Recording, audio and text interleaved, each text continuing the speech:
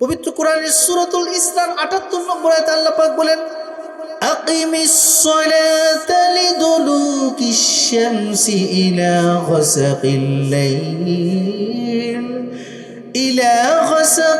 লাইলি ওয়া কুরআনাল ফাজর ইন্না কুরআনাল ফাজরি কানা মাশহুদা। রব্বুল আলামিন বলছেন, তোমরা যখন সূর্য ঢলে পড়ে তখন নামাজ পড়ো রাতের অন্ধকার নেমে আসা পর্যন্ত, এবং ফজরের সময় বিশেষ করে কোরআন তেলাওয়াত করো। ফজরের নামাজে কোরআন পড়া এটা বরকতময়। ফজরের নামাজে কোরআন পড়া এটা দিনের সারা দিনের এনার্জি লাভ করার মূল কারণ, মূল পাওয়ার হাউস। ফজরের সময় কোরআন পড়তে আল্লাহ পাক কেন বলছেন?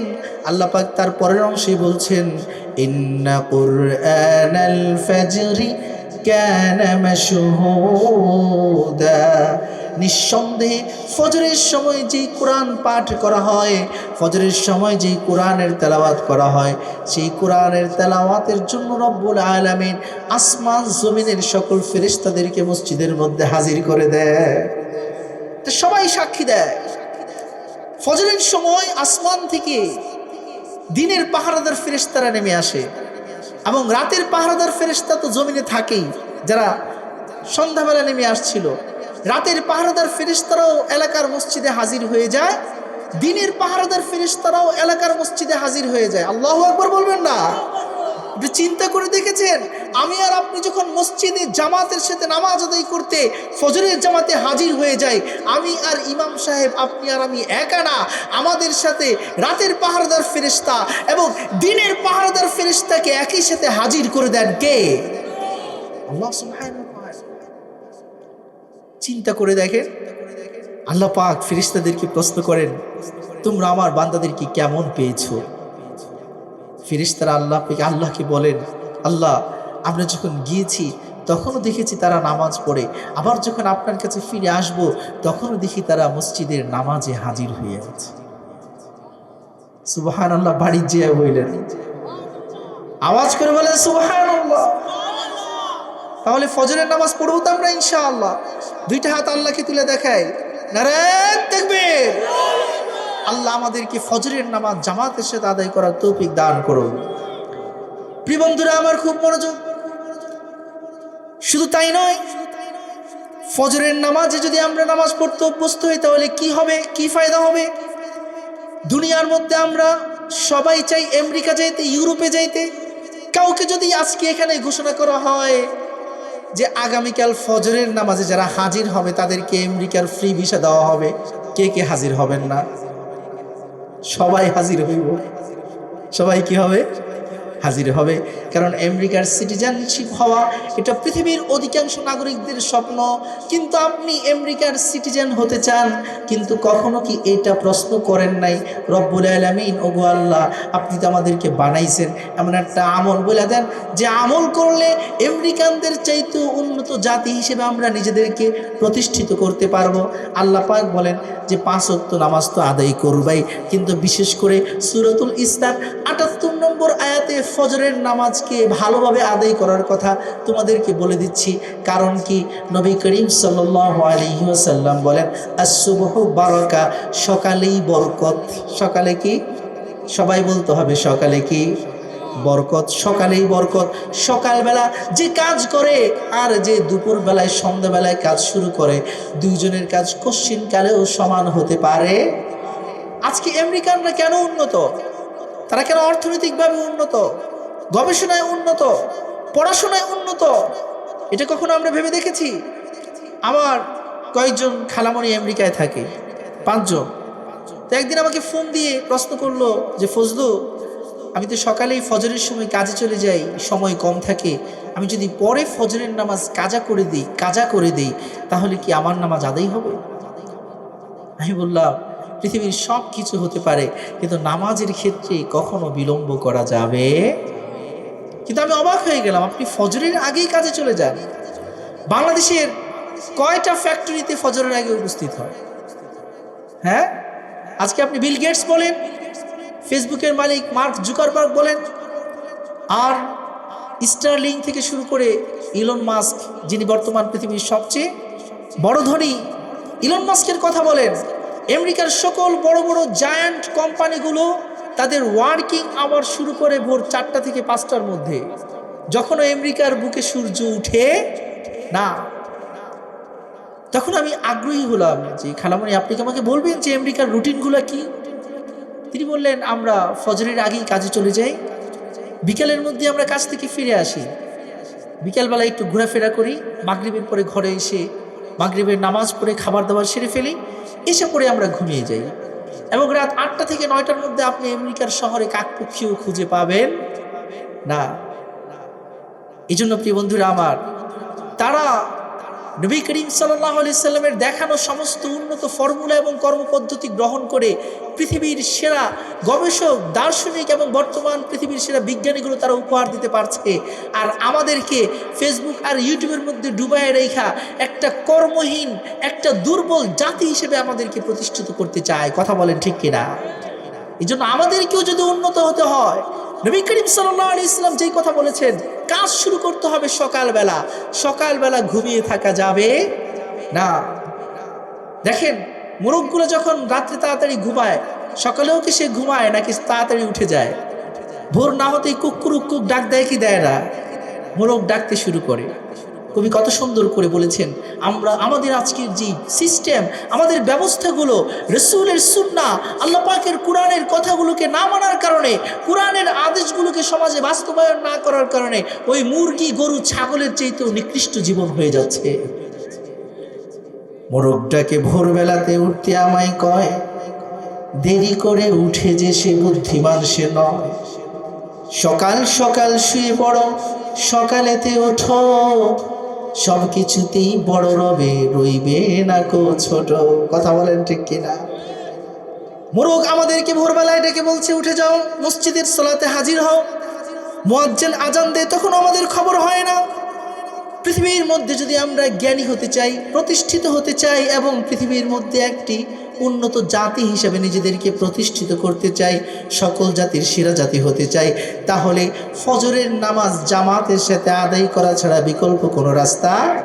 আল্লাহ আমাকে এবং আপনাদের সকলকে জামাতের সাথে ফজরের নামাজ আদায় করার তৌফিক দান করুন।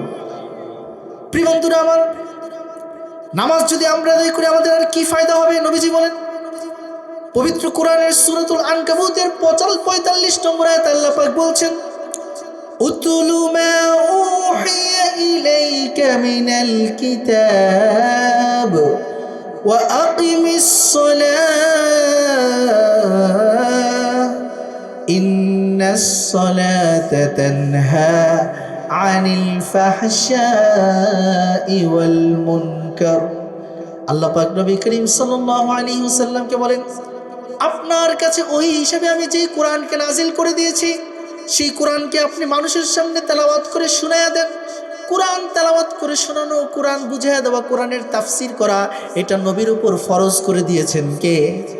আল্লাহ পাক। নবী নাই, নবীর উলামায়ে কেরাম, ওয়ারিসগণ উলামায়ে কেরাম রয়েছেন। এখন আলেমদের উপর কোরআনের ব্যাখ্যাগুলো জাতির সামনে তুলে ধরা ফরজ করে দিয়েছেন কে? আল্লাহ পাক। আল্লাহ পাক তারপরে বলেন, ওয়াকিমিস সালাত, সালাত কায়েম করো। যদি আপনি আল্লাহকে প্রশ্ন করেন, ওগো আল্লাহ, যদি আমরা সালাত কায়েম করি তাহলে আমরা কি লাভ করব, কি পাবো? রব্বুল আলামিন তার পরক্ষণেই উত্তর দিচ্ছেন, ইন্নাস সালাতা তানহা আনিল ফাহশাই ওয়াল মুনকার। নিঃসন্দেহে নামাজ আমাদেরকে সমস্ত মন্দ কাজ থেকে বিরত রাখবে, সমস্ত খারাপ কাজ থেকে আমাদেরকে বিরত রাখবে। কে বিরত রাখবে? নামাজ। কে বিরত রাখবে? নামাজ। নামাজ হলো আমল। আমল করলে এমন পাওয়ার আল্লাহ পাক আমাদের মাঝে ঢুকাইয়া দিবেন যে খারাপ কাজ করার মন মানসিকতা আমাদের মাঝে থাকবে। কেন আমরা মদ খাই? কেন আমরা গাঁজা খাই? কেন আমরা সুদ খাই? কেন আমরা জুলুম করি? কেন অন্যের উপর অত্যাচার করি? কেন ভোট ডাকাতির প্ল্যান করি? এরকম লোক মনে হয় পাঁচল গোটায় নাই। প্রিয় বন্ধুরা আমার, খারাপ কাজগুলো আমরা কেন করি? উত্তর পেয়ে যাবেন, সহজে বুঝেন। রাস্তার মধ্যে আপনি হাঁটতেছেন, দেখেন একটা ডাস্টবিন, পাশে আপনার ডাস্টবিনের পাশে গোবরও পড়ে আছে, পায়খানাও পড়ে আছে, পচা ফলমূলও পড়ে আছে। একটা মানুষকে দেখতেছেন, সে পচা ফলগুলি নিয়ে চাবায় চাবায় খাইতেছে, গোবরের মধ্যে হাত দিয়ে গোবরগুলা মুখে দিতেছে। আপনারা কি বলবেন? কথা কয় না। কি বলবেন? পাগল। আসলে সে কেন খায়? কারণ তার মস্তিষ্ক নষ্ট হয়ে গিয়েছে, কোনটা ভালো কোনটা মন্দ এটা সে চিনে না। তাই কোনটা পায়খানা কোনটা পচা খাবার এটা সে বুঝে না। তাই পায়খানা পচা খাবার ভালো খাবার সব তার কাছে সমান। কথা বলেন ঠিক কিনা?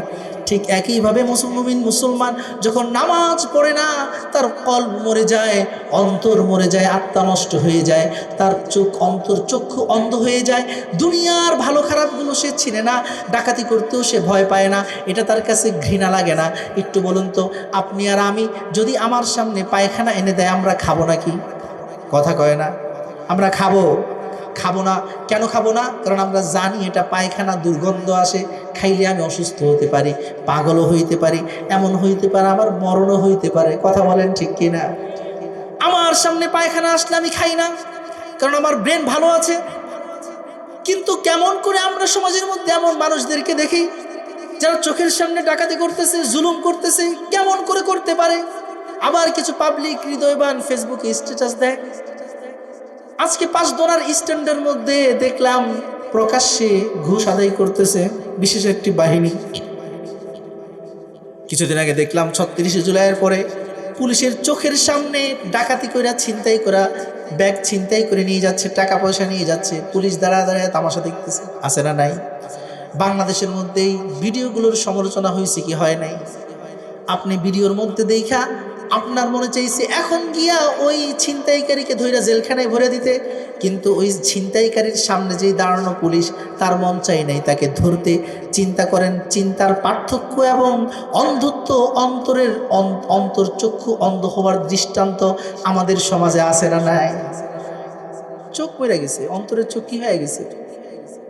অন্তরের চোখের মধ্যে কাপড়ের পট্টি লেগে গেছে, এখন সে ভালো খারাপ চিনে না। এই অন্তর চক্ষুকে ভালো করতে হলে নামাজ পড়া ছাড়া বিকল্প কোনো রাস্তা নাই। নামাজকে প্রতিষ্ঠা করতে হবে। প্রিয় বন্ধুরা আমার, আপনাদেরকে একটি মজার গল্প শোনাই, বিখ্যাত কাহিনী। এক এলাকার মাঝে একজন সতীসাধ্বী মহিলা ছিল, নারী ছিল, মুসলিম নারী, যে ঠিক মতো নামাজ আদায় করত। হঠাৎ করে এলাকার এক বখাটে ছেলে, যে খালি নারীদের পিছে ঘুরে বেড়ায়, বিভিন্ন নারীকে দেখলেই প্রস্তাব দেয়, আই লাভ ইউ, আমি তোমাকে কি করি, পছন্দ করি, চলো একটু ঘুরে আসি, কোথাও আমরা যাই। এরকম সমাজে পোলাপাইন মনে হয় আমাদের সমাজে নাই। এখন এই কয়েকদিন ওই মুসলিম নারীটি যখন এলাকায় হাইটা বেড়ায়, এই ছেলেটা এসে খালি এর পিছনে পিছনে ঘুরে, ওর প্রেমে পড়ছে, তো এই জন্য ওর জন্য পাগল হয়ে গেছে। এখন এই মুসলিম নারীটি তো কোনোভাবে এ থেকে বাঁচতে পারতেছে না, বলে যে আমি তো এগুলো করবো না, এটা হারাম। তখন একদিন তিক্ত হয়ে সেই মুসলিম নারী ওই বখাটে ছেলেকে বলল, ঠিক আছে, তুমি যেহেতু আমাকে বিয়ের প্রস্তাবে দিয়েছো, অবশেষে সে বিয়ের প্রস্তাব দিয়েছে, যেহেতু বিয়ের প্রস্তাবে দিয়েছ, একটা শর্তে আমি তোমাকে বিয়ে করব। কি শর্ত? যদি তুমি 40 দিন এলাকার ইমাম সাহেবের পিছনে 5 ওয়াক্ত নামাজ জামাতের সাথে আদায় করতে পারো, তাহলে আমি তোমাকে কি করব? বিয়ে করব। যুবকটা আসলেই সেই মেয়েকে চাইতো। সে ওই দিন গিয়া চুল টুল কাইটা, গোসল টোসল কইরা, ফ্রেশ হইয়া মসজিদে আইসা 2 রাকাত তওবার নামাজ পড়ে আল্লাহর কাছে মাফ চায়, কয় আল্লাহ যত গুনাহ করছি মাফ করে দিও, আজকের থেকে নামাজ শুরু করতেছি, আল্লাহ আমার যেন একটা নামাজও কি না হয়, কাজা না হয়। কারণ নামাজ যদি কাজা হয়ে যায়, তাকবীরগুলো যদি আমি না পাই, তাহলে কিন্তু আমি তো ওই মেয়েটারে বিয়ে করতে পারবো না। সে নামাজ শুরু করছে। 1 দিন যায়, 2 দিন যায়, 3 দিন যায়, 4 দিন যায়, 10 দিন 20 দিন হয়ে গেল, 40 দিন পার হয়ে গেল। মেয়েটি সেই আগের পথে হেঁটে যায়, কিন্তু এখন আর সে যুবকটিকে দেখতে পায় না। 50 দিন হয়ে গেছে, যুবকটির কোনো সন্ধান নাই। হঠাৎ করে অনেক দিন পরে সে যুবকটির সাথে একদিন দেখা হলো। বলল, কি ব্যাপার, কিছুদিন আগে তুমি আমাকে দেখলে পিছনে পিছনে ঘুর ঘুর করতা, বিয়ের প্রস্তাব দিতা, প্রেমের প্রস্তাব দিতা, এখন দেখি তোমাকে দেখাই যায় না। তোমাকে না বলেছিলাম তুমি নামাজ পড়তে, 40 দিন তোমার নামাজ পড়া হয়েছে নাকি? যুবকটি তখন সেই মেয়েটিকে বলল, প্রিয় বোন আমার, আমি তোমাকে যখন প্রেমের প্রস্তাব দিয়েছি, আমি ছিলাম পথহারা, পথভ্রষ্ট, আমি আমার রবকে চিনি নাই, আমি আমার মালিককে চিনি নাই। তোমার সাথে কথা বলাকেই আমি সবচেয়ে মজার বিষয় মনে করেছিলাম। তোমাকে দেখাকেই জীবনের সবচেয়ে বড় সাফল্য মনে করেছিলাম, তোমাকে নিয়ে ঘুরতে যাওয়াকেই জীবনের সবচেয়ে আনন্দের বিষয় মনে করেছিলাম, তোমার সাথে কিছু মুহূর্ত কাটানোকেই আমার লাইফের একটি গোল হিসেবে আমি নির্ধারিত করেছিলাম। কিন্তু যেদিন তুমি আমাকে বললা 40 দিন জামাতের সাথে নামাজ আদায় করতে, আমি গোসল করে গিয়ে মসজিদে 2 রাকাত তওবার নামাজ পড়ে আল্লাহ কাছে বলছি, আল্লাহ গো, আমি ওই মেয়েটিকে চাই, সুতরাং তুমি আমাকে 40 দিন নামাজ পড়ার তৌফিক দাও। আমি 40 দিন নামাজ পড়লাম। যতই নামাজ পড়তেছি আমি আমার ভুলগুলো বুঝতে পারছি, যতই নামাজ পড়ছি আমি আমার রবের সাথে কথা বলার মজা অনুধাবন করতে পারতেছি। আমার নামাজের মধ্যে যতই গভীরতা গেল, নামাজের মধ্যে যতই মনোযোগ বাড়লো, আমি দেখতে পেলাম দুনিয়ার এই সমস্ত ভালোবাসা, দুনিয়ার এই প্রেম আসলে সবই অভিনয়। আমার রবের সাথে কথা বলার চাইতে আর মজার কোনো বিষয় হতে পারে না, আমার রবের জিকির করার চাইতে আর মজার কোনো বিষয় হতে পারে না। এজন্য বিশ্বনবী মুহাম্মদুর রাসূলুল্লাহ সাল্লাল্লাহু আলাইহি ওয়াসাল্লাম বলেন, ইযা কামাল আবদু ইযা কামাল আবদু ফিস সালাহ, যখন বান্দা নামাজে দাঁড়িয়ে যায় তারপর বলে ইযা ক্বালাল আবদু আলহামদুলিল্লাহি রাব্বিল আলামিন। নামাজে দাঁড়িয়ে কারা কারা পড়েন? যারা পড়েন আমার সাথে পড়বেন, আলহামদুলিল্লাহি রাব্বিল আলামিন। বান্দা যখন নামাজের মধ্যে দাঁড়ায়া সূরাতুল ফাতিহার প্রথম আয়াতটি তেলাওয়াত করে, আরশে আজিমের মালিক রব্বুল আরশিল আজিম আল্লাহ সুবহানাহু ওয়া তাআলা আরশে আজিমের উপর থেকে ডাক দিয়ে বলেন, হামিদানি আবদি, আমার বান্দা আমার প্রশংসা করেছে। যখন বান্দা বলে আর রহমানির রহিম, আরশে আজিমের মালিক আসমান থেকে ডেকে বলেন, আসনা আলাইয়া আবদি, আমার বান্দা আমার গুণ কীর্তন করেছে। বান্দা যখন জমিনের মধ্যে বলে মালিকি ইয়াউমিদ্দিন, আল্লাহ রাব্বুল আলামিন আরশে আজিম থেকে বলেন, মাজ্জাদানি আবদি, আমার বান্দা আমার মর্যাদা বর্ণনা করেছে, সে আমাকে পৃথিবীর সবার চাইতে মহিমান্বিত করেছে, সবচেয়ে মর্যাদাবান হিসেবে আমাকে অধিষ্ঠিত করেছে। যখন বান্দা নামাজের মধ্যে বলে ইয়্যাকা না'বুদু ওয়া ইয়্যাকা নাস্তাঈন, আমরা কেবল আপনারই ইবাদত করি, আপনারই কাছে সাহায্য চাই। আমরা একমাত্র কার ইবাদত করি? এই সবাই বলেন, আমরা একমাত্র কার ইবাদত করি? আমরা একমাত্র কার কাছে সাহায্য চাই? 2টা হাত আসমানের দিকে দেখায় বলেন, আমরা কার সাহায্য চাই? আল্লাহ পাকের সাহায্য চাই, একমাত্র আল্লাহরই ইবাদত করি। এই যে আমি আল্লাহর সাথে কমিটমেন্ট করলাম, প্রতিদিন 5 ওয়াক্ত নামাজের প্রত্যেক রাকাতে, 12 রাকাত সুন্নতের প্রত্যেক রাকাতে ইয়্যাকা না'বুদু ওয়া ইয়্যাকা নাস্তাঈন, আমরা কেবল আপনারই ইবাদত করি, আপনারই কাছে সাহায্য চাই। এই যে আমি বললাম, আরশে আজিমের মালিক কিন্তু চুপ করে বসে থাকেন না, তিনি বলেন হাযা বাইনি ওয়া বাইনা আবদি, এটা আমার মাঝে আমার বান্দার মাঝে। আমি দেখব আমার বান্দা যেই কমিটমেন্ট আমার সাথে করেছে, আমার বান্দা যেই ওয়াদা আমাকে দিয়েছে, সে সেটা রক্ষা করে কিনা। রব্বুল আলামিনকে যখন লক্ষ্য করে আমরা বলি ইহদিনাস সিরাতাল মুস্তাকিম, যারা পড়েন সবাই আমার সাথে পড়েন, ইহদিনাস সিরাতাল্লাযীনা আন'আমতা আলাইহিম গায়রিল মাগদুবি আলাইহিম ওয়ালাদ-দাল্লিন। আল্লাহ রাব্বুল আলামিন বলেন, হাযা লিআবদি ওয়া লিআবদি মা সাআল, বান্দা নামাজে আমার প্রশংসা করেছে, আমার গুণ কীর্তন করেছে, আমার মর্যাদা বর্ণনা করেছে, আমাকে ওয়াদা দিয়েছে সে আমারই ইবাদত করবে, দুনিয়ার আর কোনো গোলামি করবে না। আমি ছাড়া, ইসলাম ছাড়া, কোরআন ছাড়া দুনিয়ার আর কোনো বিধান মানবে না। কোরআনকে সে আল্লাহর জমিনে প্রতিষ্ঠিত করবে, আর যখনই তার সাহায্যের প্রয়োজন হবে কেবলমাত্র আমার সাহায্য চাইবে। আল্লাহ পাক বলেন, যেহেতু সে প্রশংসার পরে আমার ওয়াদা করেছে, যা বান্দা যা, তুই যা চেয়েছিস আমি তোকে তা দিয়ে দিলাম। এই জন্য আমরা নামাজে দাঁড়াই না শুধু, বরং নামাজে কার সাথে কথা বলি? এই কথা বলেন, কার সাথে কথা বলি?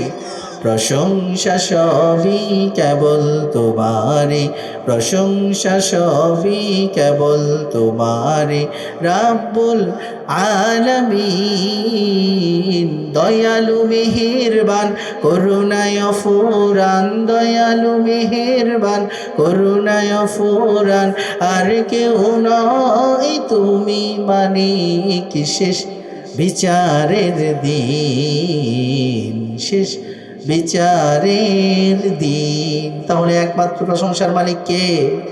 ওই যুবকটি ওই মেয়েটিকে ডেকে বলল, বোন রে আমার, যেদিন থেকে আমি নামাজে দাঁড়ায় আল্লাহর সাথে কথা বলতে শুরু করলাম, সেদিন থেকে তোমার সাথে কথা বলা আমার কাছে আর কোনো মজাদার রইল না। তোমার সাথে কথা বলা, তোমাকে সময় দেওয়ার চাইতে রব্বে কারিমের দরবারে হাজির হওয়া আমার কাছে মজাদার হয়ে গেছে। এখন তোমার প্রতি আমার কোনো ইন্টারেস্ট নাই। প্রিয় বন্ধুরা আমার, প্রমাণ পেয়ে গেলেন নামাজ আদায় করলে গুনাহ থেকে বাঁচার যোগ্যতা দান করেন কে? যখন আমি 5 ওয়াক্ত নামাজি হয়ে যাব, সমাজকে নামাজি বানায় ফেলবো, অটোমেটিকলি তার অন্তর্চক্ষু খুলে যাবে। কোনটা পায়খানা আর কোনটা খাবার এটা সে বুঝতে পারবে। এটা বোঝার জন্য কোনো পুলিশ বাহিনী লাগবে না, র্যাব লাগবে না, অপরাধ দমন করার জন্য আর্মি মিলিটারির প্রয়োজন হবে না। বরং সমাজের প্রত্যেকটা নাগরিককে তখন পুলিশ হিসেবে প্রতিষ্ঠিত করে দিবেন কে? আমাদের সমাজ কত অধপতন চিন্তা করে দেখেন। আজকে আমাদের চোখের সামনে মানুষ মার্ডার হয়, কিন্তু মানুষ দাঁড়ায় দাঁড়ায় তামাশা দেখে, আসে না নাই? চোখের সামনে ছিনতাই হচ্ছে, চোখের সামনে ডাকাতি হচ্ছে, চোখের সামনে চাঁদাবাজি হচ্ছে, কিন্তু সমাজের চাঁদাবাজিদের সংখ্যা হয়তো 2-3 জন। দেখা গেছে 10-15 জন, 20 জন, 100 জন দাঁড়ায়ও তামাশা দেখে। কেউ হাত দিয়ে একটু মুখ দিয়ে এই কথাও বলে না যে তুমি এই কাজ কেন করতেছো। কথা বলেন ঠিক কিনা? একটু নিজেকে প্রশ্ন করেন, আমরা কি আমাদের অন্তর্চক্ষু একেবারেই ডাস্টবিনের চাইতে নিকৃষ্ট করে ফেলেছি? আমরা কি আমাদের বিবেককে একটা কুকুর শৃগালের চাইতে নিকৃষ্ট করে ফেলেছি? প্রশ্ন করুন। পৃথিবীর প্রতিটা মানুষের একটা গোল থাকে, সে হলো সফল কাম হওয়া। কি হওয়া? যে লেখক সে সবচেয়ে বড় লেখক হতে চায়, যে গায়ক সে সবচেয়ে বড় গায়ক হতে চায়, যে কৃষক সে চায় পাচলগোটার সেরা কৃষক হতে, যে ব্যবসায়ী সে চায় বাজারের সেরা ব্যবসায়ী হতে। আমাদের সকলের একটা পরিচয় আছে, এখানে আমরা মুমিন মুসলমান। কথা বলেন ঠিক কিনা? আমাদের একটা পরিচয়, আমরা মুমিন। বলেন আমাদের পরিচয়ের নাম কি? মুমিন। কারণ আমরা পড়েছি লা ইলাহা ইল্লাল্লাহ মুহাম্মাদুর রাসূলুল্লাহ। আমাদের একটা পরিচয়, আমরা মুমিন। কিন্তু প্রিয় বন্ধুরা আমার, বলুন তো আমরা কি সেরা মুমিন হতে চাই কি চাই না? এই কথা বলেন, কারা কারা সেরা মুমিন হতে চাই? 2 হাত তুলে আল্লাহকে দেখা। নারায়ে তাকবীর। আল্লাহ আমাদেরকে কবুল করুন, বলুন আমিন। কিন্তু সেরা মুমিন কি হবে? কে পৃথিবীর শ্রেষ্ঠ মুমিন হবে?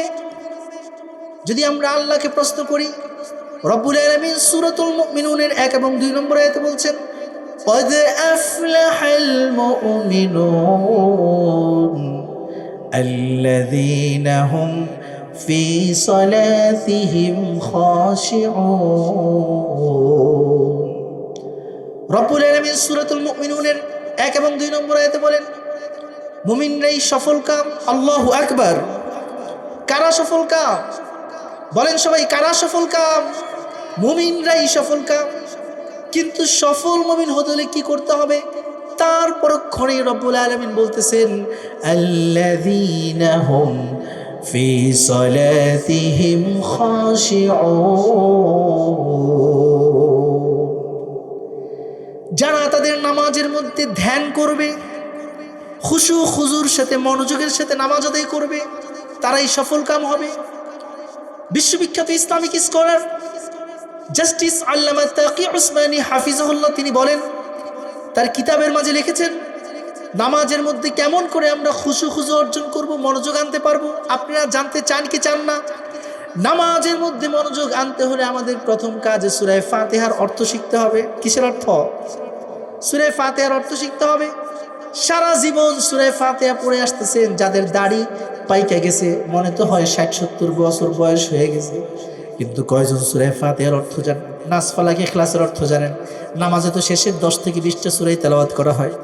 এই ছোট্ট ছোট্ট ছোট্ট সূরাগুলো কোরআনের পৃষ্ঠায় ধরতে গেলে 2 থেকে 4 পৃষ্ঠা। এই 4 পৃষ্ঠার অর্থ আমাদের মুখস্থ করতে হবে। বলবেন হুজুর কেন? কারণ আমি যখন নামাজের মধ্যে দাঁড়াবো, নামাজের মধ্যে দাঁড়ায় কোরআন তেলাওয়াত করব, যে কোরআন তেলাওয়াতের অর্থ জানে, কোরআনের অর্থ জানে, আর যে জানে না, দুইজনের মনোযোগের মধ্যে পার্থক্য আছে না? না। আসলে সাহাবায়ে কেরাম কেমন করে নামাজে মনোযোগ দিয়েছিলেন? নবীজির বিখ্যাত সাহাবী আবু তালহা আল আনসারী রাদিয়াল্লাহু তাআলা আনহু মদিনার অনেক বড় কৃষক ছিলেন, যার খেজুরের বাগান ছিল। খেজুরের বাগানে, নিজের খেজুরের বাগানে তিনি নামাজে দাঁড়াইছেন। নিজের খেজুরের বাগানে নামাজে দাঁড়ানোর পরে বাগানের মধ্যে বিভিন্ন পাখি থাকে কি থাকে না? চড়ুই পাখি, টিয়া পাখি, দোয়েল পাখি, ময়না পাখি। নামাজের মধ্যে যখন, বাগানের মধ্যে যখন নামাজে দাঁড়ায় গেলেন, হঠাৎ করে খেজুরের ডাল থেকে ডান দিক থেকে একটা পাখি ড্রাইভ করে তার সামনে দিয়ে নিচের দিকে যায়, আবার ফুরুত করে উড়াল দিয়া বাম দিকে উপরের দিকে যায়। একটা পাখি যদি নামাজে আপনার চারপাশে ঘুরঘুর করতে থাকে, আপনার আমার মনোযোগ নষ্ট হবে কি হবে না? হঠাৎ করে তিনি পাখির দিকে মনোযোগী হয়ে পড়লেন, আবার নামাজে মনোযোগ হলেন। তাড়াতাড়ি তিনি নামাজ শেষ করলেন। নামাজ শেষ করে সাহাবী আর অপেক্ষা করেন নাই, দরবারে হাজির হয়ে গেলেন। বিশ্বনবীর দরবারে গিয়ে বললেন, ইয়া রাসূলুল্লাহ, আল্লাহর নবী গো, আমি আজকে যখন নামাজে দাঁড়াইলাম, হঠাৎ করে দেখতে পেলাম পাখি আমার সামনে ঘুরাঘুরি করতেছে। আমার যেই বাগান আমার নামাজের মনোযোগ নষ্ট করে ফেলছে।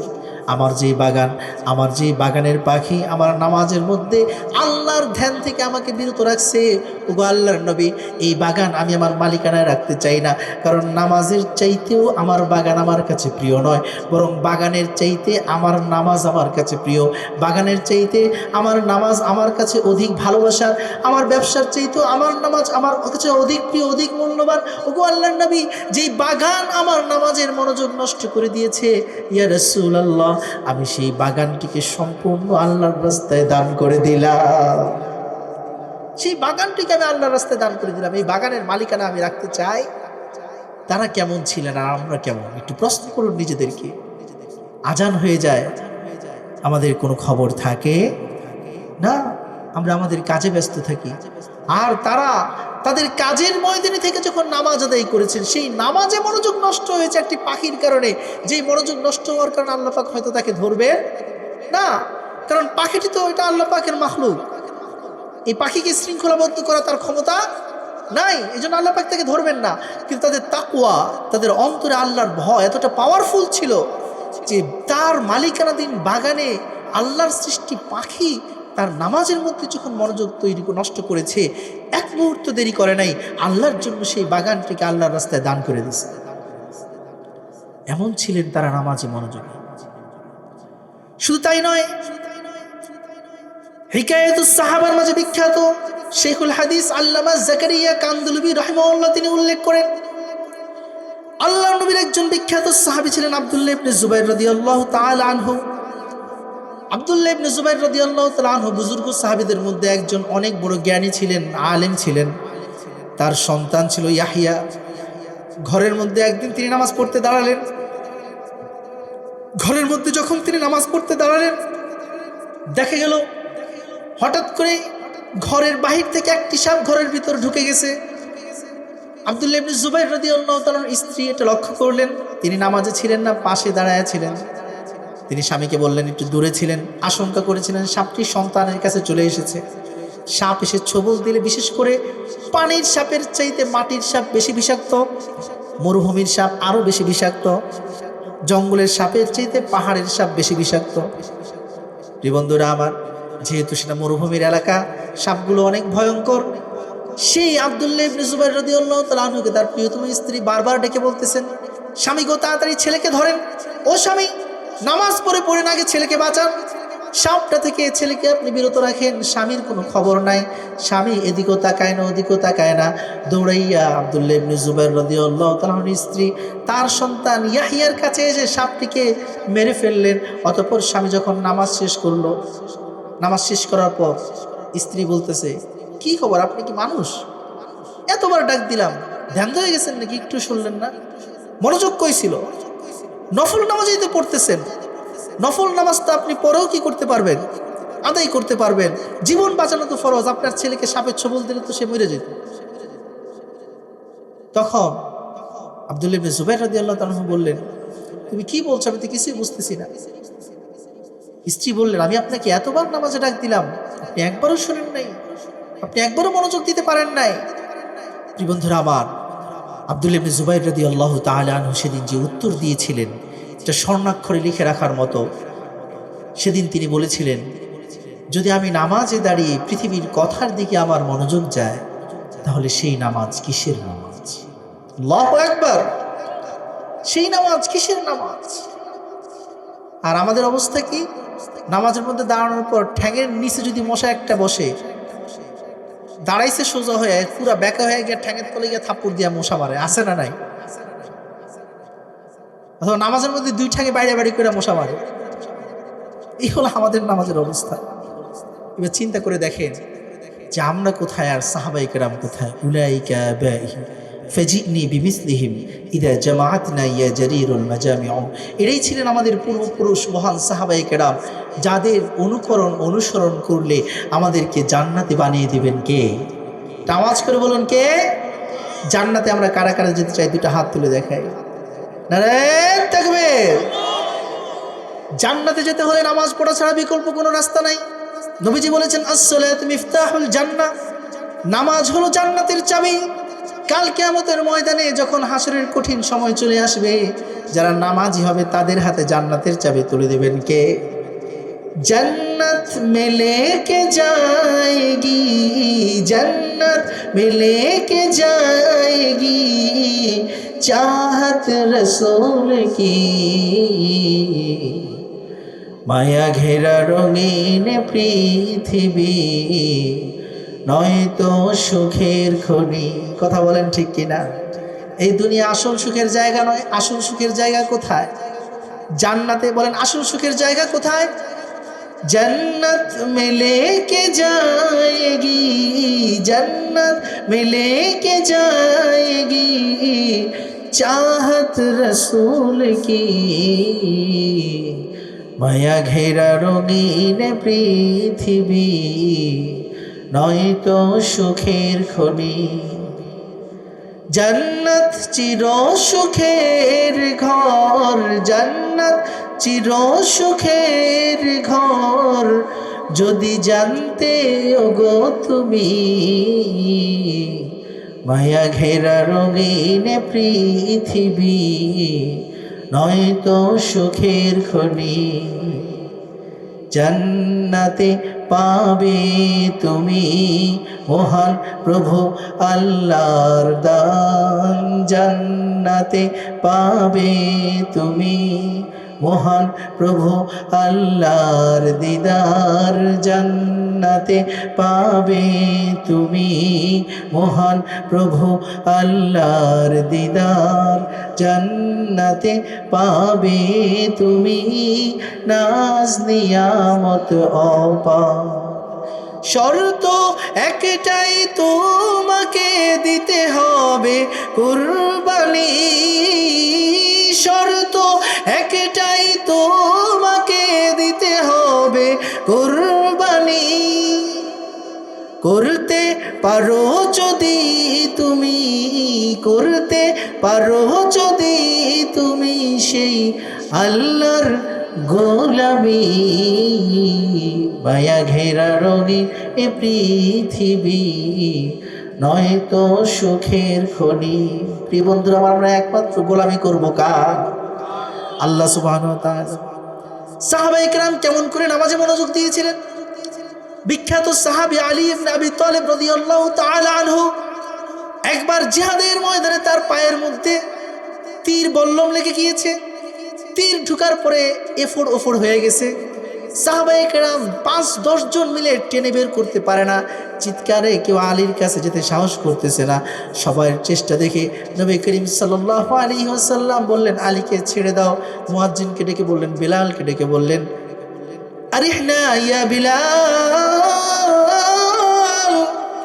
আকিমিস সালাহ, বিলাল তুমি আমাদেরকে প্রশান্ত করে দাও, নামাজের একামত দিয়ে দাও, আজান দিয়ে দাও।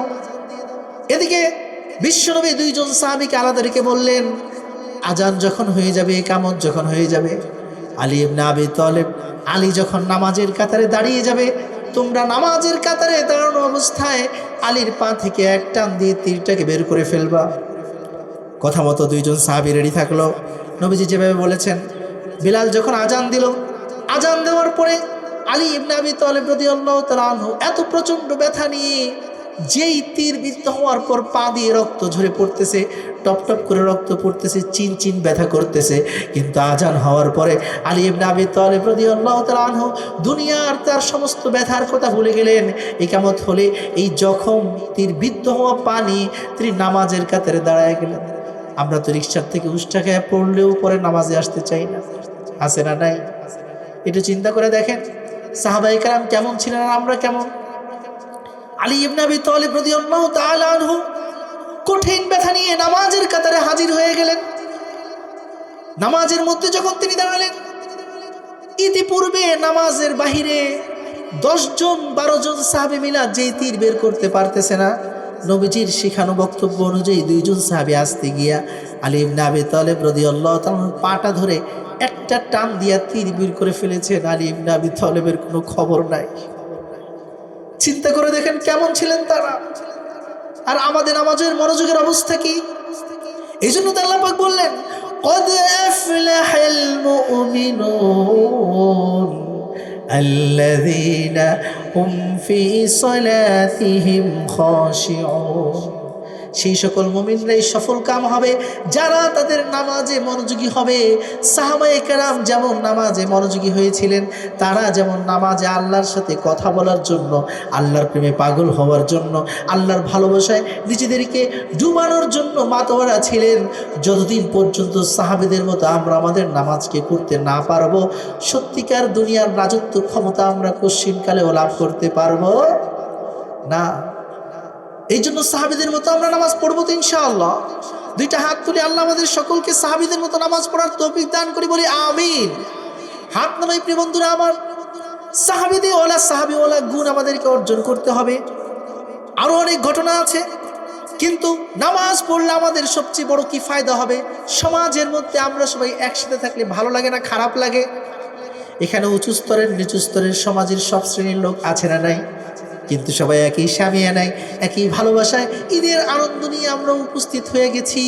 যদি আমরা সঠিকভাবে নামাজ আদায় করি, আল্লাহকে যদি প্রশ্ন করি, আল্লাহ আর কি ফায়দা হবে? রব্বুল আলামিন সূরা তাওবা 9 নম্বর সূরার 11 নম্বর আয়াতে বলেন, ফাইন তাবু ওয়া আকামুস সালাতা ওয়া আতাউজ যাকাত ফাইখওয়ানুকুম ফিদ্দীন। আল্লাহ রাব্বুল আলামিন সূরা তাওবার 11 নম্বর আয়াতে বলতেছেন, দুনিয়ার সকল মুমিন মুসলমান যেই ধর্মের যেই বর্ণেরই হোক না কেন, যেই ভাষার লোক হোক না কেন, যেই গোত্রের যেই দেশেরই হোক না কেন, যে এলাকার কিংবা যেই দলের যেই মতের যেই পথেরই হোক না কেন, যদি তারা তওবা করে, কি করে? তওবা করে। আগে ভুল করেছে, এখন আজকে জেনেছে নামাজ পড়তে হবে, নামাজ ভিত্তিক সমাজ প্রতিষ্ঠা করতে হবে, যারা নামাজ কায়েম করবে তাদেরকে ক্ষমতায় নিতে হবে, এটা জানার পরে তারা তওবা করেছে।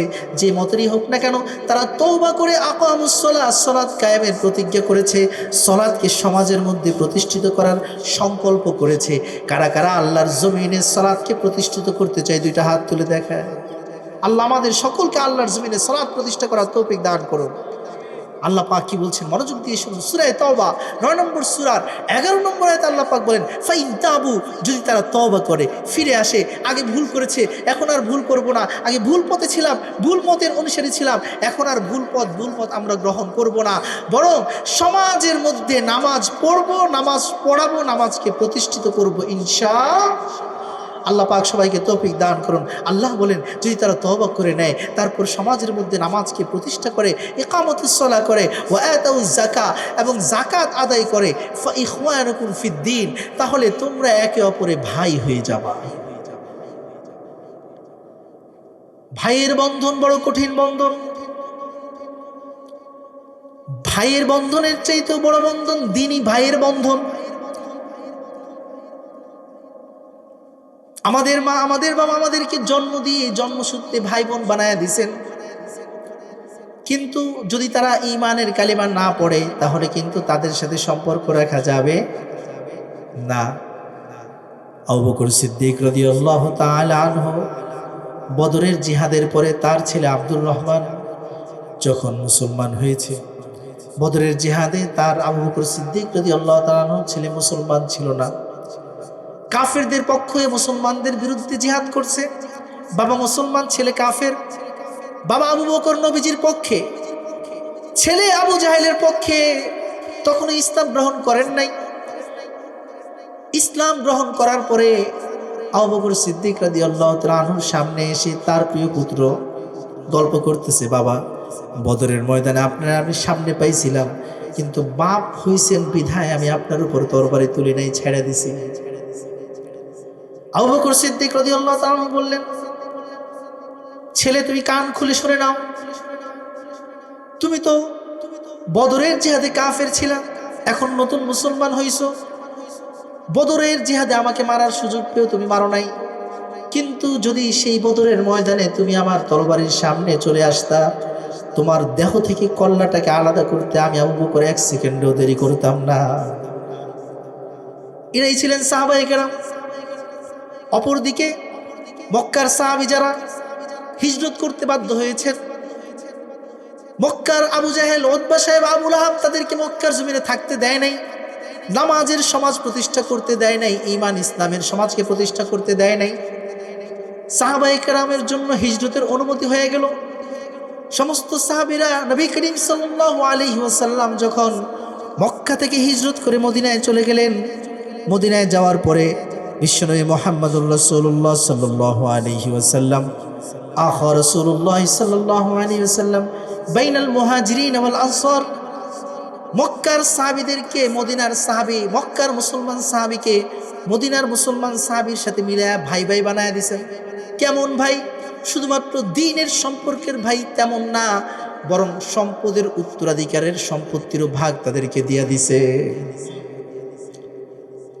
মদিনার সাহাবীরা খুব মনোযোগ। মদিনার সাহাবীরা তারা মক্কার এই স্বামী স্ত্রী, ধন সম্পদ, ঘর বাড়ি, ভিটা ভূমি সব কিছু ছেড়ে আসা সাহাবীদেরকে কেমন করে গ্রহণ করেছেন। ইতিহাসের কিতাবগুলো লেখে, হাদিসের কিতাবে স্পষ্ট উল্লেখ আছে, মক্কার সাহাবীরা যখন মদিনায় হিজরত করে গেলেন, মদিনার সাহাবীরা বললেন, আমাদের এই সম্পদ, আমার 20 বিঘা সম্পত্তি আছে, তোমার যে 10 বিঘা পছন্দ হয় আমাকে বলো, সেই 10 বিঘা আমি তোমাকে দিয়ে দেব, তুমি নিয়ে যেও। আব্দুর রহমান ইবনে আওফ রাদিয়াল্লাহু তাআলা আনহু তার মক্কার এক সাহাবীর সাথে তার ভ্রাতৃত্বের বন্ধন কায়েম করে দেওয়া হলো। সাদ ইবনে রবিআর সাথে আব্দুর রহমান ইবনে আওফ রাদিয়াল্লাহু তাআলা আনহুর ভ্রাতৃত্বের বন্ধন নবীজি কায়েম করে দিলেন। অর্থাৎ মদিনার সাহাবী হলো সাদ ইবনে রবিআ, মক্কার সাহাবী হলো আব্দুর রহমান ইবনে আওফ রাদিয়াল্লাহু তাআলা আনহু। মক্কার আব্দুর রহমান ইবনে আওফের সাথে মদিনার সাদ ইবনে রবিআকে ভাই বানায় দেওয়া হলো। সাদ ইবনে রবিআ মক্কা থেকে হিজরত করে আসা আব্দুর রহমান ইবনে আওফকে মুসলমান ভাই হিসাবে পেয়ে তিনি কি বলেছিলেন, কান খাড়া করে মনোযোগ দিয়া শোনেন। তিনি বললেন, ও আমার ভাই, যেহেতু আমরা মুমিন মুসলমান, আমার সম্পদের যেই অংশ তোমার ভালো লাগে আমাকে বলো, আমি তোমাকে 2 ভাগ করে দিয়া দিব।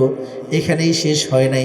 তারা কেমন ভ্রাতৃত্ব আল্লাহ পাক সাহাবায়ে কেরামের মাঝে তাদের অন্তরের মধ্যে কালিমার ঈমানের কারণে কেমন ভ্রাতৃত্বের সম্পর্ক কায়েম করে দিয়েছিলেন।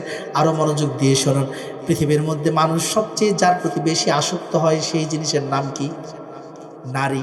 সেই জিনিসের নাম কি? নারী। নারীর কারণে পৃথিবীর বিখ্যাত ট্রয় নগরী পর্যন্ত ধ্বংস হয়ে গেছে। নারীর কারণে পৃথিবীতে অনেক যুদ্ধ লেগে গেছে। নারীর কারণে অনেক শহর নরকের, জাহান্নামের নরকুণ্ডে পরিণত হয়েছে। মদিনার সাহাবী সাদ ইবনে রবিআ রাদিয়াল্লাহু তাআলা আনহু, মক্কার বিখ্যাত সাহাবী আব্দুর রহমান ইবনে আওফ রাদিয়াল্লাহু তাআলা আনহুকে পেয়ে বললেন, আমার ভাই, আমার 2 জন স্ত্রী রয়েছে, খুব মনোযোগ। যেহেতু তুমি সম্পদহীন, সহায়হীন, ভূমিহীন হয়ে মক্কা থেকে মদিনায় হিজরত করেছো, তোমার কাছে তো মদিনার মেয়ে বিয়ে দেওয়া খুব কঠিন হয়ে দাঁড়াবে। একটা কাজ করো, আমার 2 জন স্ত্রী আছে, আমি দুইজনকেই তোমাকে দেখাই, যাকে তোমার পছন্দ হয় আমাকে বলো, সেই স্ত্রীকে আমি তালাক দেব, তুমি তাকে বিয়ে করে নিও। আল্লাহু আকবার, আল্লাহু আকবার। সাহাবায়ে কেরাম কেমন ছিলেন চিন্তা করে দেখেন। স্ত্রী নিজের বিয়ে করা দুই স্ত্রীকে তার ভাইয়ের সাথে বিয়ে দেওয়ার জন্য বলছে, যেই স্ত্রীকে তোমার পছন্দ হয় আমাকে বলো, আমি নিজে আমার সেই স্ত্রীকে তালাক দিব, পরে তুমি তার সাথে বিবাহ বন্ধনে আবদ্ধ হয়েও। এই ধরনের ভ্রাতৃত্বের বন্ধন, এমন আত্মত্যাগ, নিজের ওয়াইফকে আত্মত্যাগ করা, নিজের সম্পদকে ভাগ করে মুসলমান ভাইকে দিয়ে দেওয়া, কেন তারা করতে পেরেছে? ওই যে সূরা তাওবার 11 নম্বর আয়াতে আল্লাহ পাক বলছেন, ফাইন তাবু ওয়া আকামুস সালাতা ওয়া আতাউজ যাকাতা ফাইখওয়ানুকুম ফিদ্দীন। যদি তোমরা তওবা করো, তারপর নামাজকে প্রতিষ্ঠিত করো, সমাজের মধ্যে নামাজের সমাজ গঠন করো, নামাজের প্রতিটা আরকান, রুকন, সুন্নাহ, মুস্তাহাবগুলো সঠিকভাবে আদায় করো, তাহলে আমি তোমাদেরকে এমন এক সমাজ উপহার দিব, যে সমাজের মধ্যে প্রত্যেকে ভাই ভাই হয়ে থাকবে, কারো অন্তরে কোনো ঘৃণা থাকবে না, বরং এক মুসলমান ভাই আরেক মুসলমান ভাইয়ের কিভাবে উন্নতি করা যায়, উন্নয়ন করা যায়, প্রত্যেকেই প্রত্যেকের কল্যাণের চিন্তা করবে, কেউ কারো জন্য নিজের গর্ত খুঁড়ে রাখবে না। আল্লাহ পাক পবিত্র কোরআনের আরেক আয়াতে বলেন, পৃথিবীর মাঝে সাহাবায়ে কেরামের মাঝে যেই ধরনের ভ্রাতৃত্ব তৈরি হয়েছিল, পৃথিবীর কোনো ইতিহাস, সমাজ ব্যবস্থা, রাষ্ট্র ব্যবস্থা, গণতন্ত্র, পুঁজিবাদ, সমাজতন্ত্র, সেকুলারিজম, কমিউনিজম বলেন, যাই বলেন না কেন, কোনো মতবাদ এই ধরনের ভ্রাতৃত্ব বন্ধন দেখাতে পারে নাই, পারবেও না। আল্লাহ পাক পুরো বিশ্বনবীকে চ্যালেঞ্জ করে বলেন, লাউ আনফাকতা মা ফিল আরদি জামিআন মা আল্লাফতা বাইনা কুলুবিহিম। আল্লাহ পাক বলেন, ওগো আমার নবী, আপনি যদি পুরা পৃথিবীর সমস্ত সম্পদগুলোকে খরচ করতেন, তাহলে আপনি সাহাবায়ে কেরামের মাঝে ভ্রাতৃত্ব বন্ধন তৈরি করতে পারতেন না। তাদেরকে এক অপরের প্রতি আসক্ত, তাদের অন্তরে ভাইয়ের ভালোবাসা, এটা আপনি তৈরি করতে পারতেন না। ওয়ালাকিন্নাল্লাহা আল্লাফা বাইনাহুম, বরং আমি আরশের মালিক রব্বুল আলামিন, বিশ্বজাহানের প্রভু, মহান ক্ষমতাধর আমি আল্লাহ, মক্কার সাহাবীদের ভিতরে, মদিনার সাহাবীদের অন্তরে একে অপরের প্রতি অকৃত্রিম ভালোবাসা আমি রব্বুল আলামিন তৈরি করে দিয়েছি। আমি আল্লাহ তাদের অন্তরে এমন ভালোবাসা তৈরি করেছি, যেটা পৃথিবীর মায়ের ভাইয়ের চাইতেও বেশি প্রিয়, যেটা পৃথিবীর বাবা কর্তৃক যে ভ্রাতৃত্বের বন্ধন সেটার চাইতে অধিক প্রিয়। যদি এমন ভালোবাসার সম্পর্ক আমরা তৈরি করতে পারি, তাহলে সেই সমাজে কখনো অশান্তি থাকতে পারে? আমাদের সমাজের মধ্যে সমস্যা কি? বাংলাদেশের মধ্যে সবচেয়ে যে বড় সমস্যা, সেটা হলো ক্ষেতের আইল লইয়া মারামারি, আছে না নাই? এই ভাই ওই ভাইয়ের ক্ষেতের লাইল ঠেলে, এই ভাই এই ভাইয়ের ক্ষেতের লাইল ঠেলে। এই যে লাইল ঠেলাঠেলি, আরেকজনের সম্পদ গ্রহণ করা, বাড়ি নিয়ে মারামারি, বাড়ির খেজুর গাছ নিয়ে 10 বছর ধরে মারামারি করতেছে, এর আম গাছের আম ওই ভাই চুরি করে লয়ে যায়, আবার সে সুযোগ পেলে তার আম সে গাছ খালি করে ফেলায়। কিছুদিন আগে খবর পাওয়া গেল কমলার বাগান পুরো কাইটা সাফ করে ফেলছে। এই যে সমাজের মধ্যে জিজ্ঞাসা, হিংসা কেন দূর হয় না? কারণ সমাজের মধ্যে নামাজ নাই। বলেন কি নাই? নামাজ নাই। কোরআন থেকে দলিল নেন। আল্লাহ পাক বলে দিয়েছেন, ফাইন তাবু ওয়া আকামুস সালাতা ওয়া আতাউজ যাকাতা ফাইখওয়ানুকুম ফিদ্দীন। যদি আমরা একটি ভাইয়ের সমাজ, ভ্রাতৃপ্রতিম সমাজ, যেখানে কোনো হিংসা থাকবে না, জিজ্ঞাসা থাকবে না, মারামারি, কাটাকাটি, রাহাজানি, ডাকাতি, ছুরি ছিনতাই থাকবে না, যে সমাজের মধ্যে প্রত্যেকেই প্রত্যেকের কল্যাণ চাবে, আদ-দীনু আন-নাসিহা, যে সমাজের মধ্যে কোনো খারাপ কাজ হতে দেখলে সমাজের সবাই বাধা দিবে, ভালো কাজ হতে দেখলে সবাই সহযোগিতা করবে, এমন একটি সুন্দর সমাজ আমরা প্রতিষ্ঠা করতে চাই কি চাই না? যদি আমরা এমন সমাজ প্রতিষ্ঠা করতে চাই, 5 ওয়াক্ত নামাজ জামাতের সাথে আদায় করা ছাড়া বিকল্প কোনো রাস্তা। নামাজ যদি আমরা আদায় করি, সবচেয়ে বড় আরেকটা কি ফায়দা হবে? পৃথিবীর মধ্যে সবচেয়ে পরিচ্ছন্ন পরিষ্কার জাতি আমরা হতে পারবো। আল্লাহু আকবার। বলবেন প্রমাণ কি? পবিত্র কোরআনের সূরাতুল মায়েদা 5 নম্বর সূরা 6 নম্বর আয়াতে আল্লাহ পাক বলেন, ইয়া আইয়ুহাল্লাযীনা আমানু كانوا إذا قمتم إلى الصلاة فاغسلوا وجوهكم وأيديكم إلى المرافق وامسحوا برؤوسكم وأرجلكم إلى الكعبين রব্বুল আলামিন বলেন, যখন তোমরা নামাজে দাঁড়াবে, যদি অজু না থাকে কি করতে হবে? কথা বলে না, অজু না থাকলে কি করতে হবে? গোসল ফরজ হলে কি করতে হবে? অজু গোসল করার জন্য পানি না পেলে কি করতে হবে? কি করতে হবে? তায়াম্মুম। সবাই বলেন কি করতে হবে? তায়াম্মুম করতে হবে। কি বুঝে গেল? কি বুঝতে পারলেন? নামাজের বাহিরে এবং ভিতরে কয় ফরজ? একটা পিচ্ছি উত্তর দিয়েছে, আপনারা বলতে পারেন নাই। নামাজের বাহিরে এবং ভিতরে কয় ফরজ? 13 ফরজ। তো নামাজের বাহিরে এবং ভিতরে 13 ফরজ। বাহিরে যেই 7 ফরজ, শরীর পাক, কাপড় পাক, নামাজের জায়গা পাক, সতর ঢাকা, ক্যাবলামুখী হওয়া, ওয়াক্ত মতো কি পড়া? নামাজ পড়া। এই যে বাহিরের 13 ফরজ, এগুলো নামাজে যাওয়ার আগেই ফরজগুলো কি করতে হয়? আদায় করতে হয়। এগুলোকে বলে আশরাতুস সালাহ, নামাজের শর্ত। কোনো জিনিসের শর্ত তার বাহিরে, রুকন তার ভিতরে। কেমন? যেমন আপনি বললেন, তুমি যদি কালকে আসো তাহলে তোমাকে নিয়ে খেতে যাব।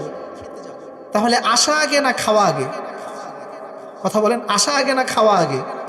খাওয়া হলো মেইন কাজ, আর খাওয়া বাস্তবায়িত হওয়ার জন্য আসা হলো কি? শর্ত। আসা যদি শর্ত পালিত হয় তাহলে খাওয়া কি পাওয়া যাবে। ঠিক একইভাবে আল্লাহ পাক বললেন, যখন তোমরা নামাজ পড়তে যাবে তখন তোমরা তোমাদের চেহারা ধৌত করো, তোমাদের হাত ধৌত করো কোনই পর্যন্ত, মাথা মাসে করো এবং পা ধৌত করো। এই যে চমৎকার আয়াত আল্লাহ পাক পবিত্রতার বিধান দিয়েছেন।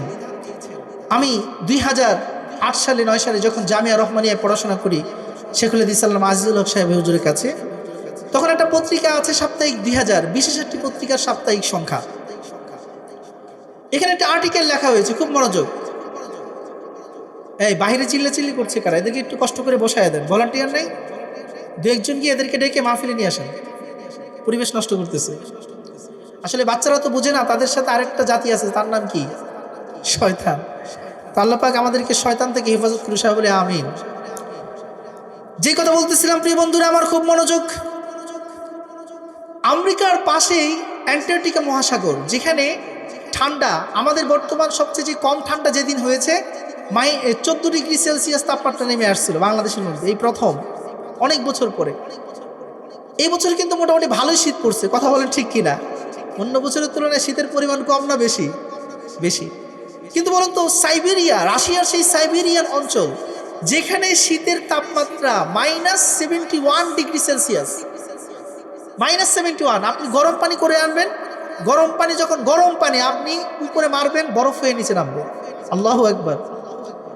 এমন ঠান্ডা সেখানে, সব কিছু বরফ হয়ে যায়। আপনি বের হবেন, অনেকে পেশাব করে না, আমাদের অনেক কাছে দাঁড়ায় পেশাব করে, আপনি সেখানে দাঁড়ায় পেশাব করতে পারবেন না। পেশাব করতে করতে দেখবেন সব শক্ত হয়ে গেছে। এই অবস্থা সেখানে। এই সাইবেরিয়ান যে ঠান্ডা, এবং যারা অ্যান্টার্কটিকা, আর্কটিক মহাসাগরে আমেরিকান যে নেভি আছে, তারা যখন ঠান্ডার সাগরে থাকে, এই সাগরের মাঝে পাহারা দিতে গিয়ে তাদের সর্দি কাশি লাগে কি লাগে না? ঠান্ডা যেহেতু থাকে, সর্দি কাশি লেগে যায়।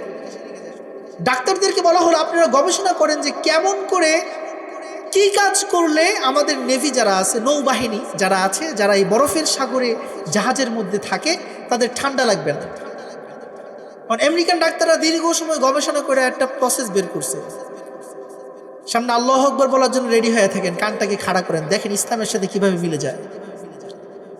তারা বলল, গবেষণাপত্র প্রকাশ করলো, তারা বলল যে প্রতিদিন যদি আপনারা, আমেরিকান নেভি যারা ঠান্ডা এরিয়ায় থাকে, বরফ এরিয়ায় থাকে সাগরের, প্রতিদিন তারা 5 বার হাত মুখ ধুবে।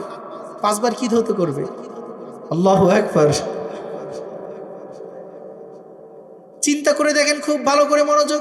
ঠান্ডার একটা মহামারী আমাদের দেশে হয়েছিল 2021 সালে। নাম কি? নাম কি? করোনা।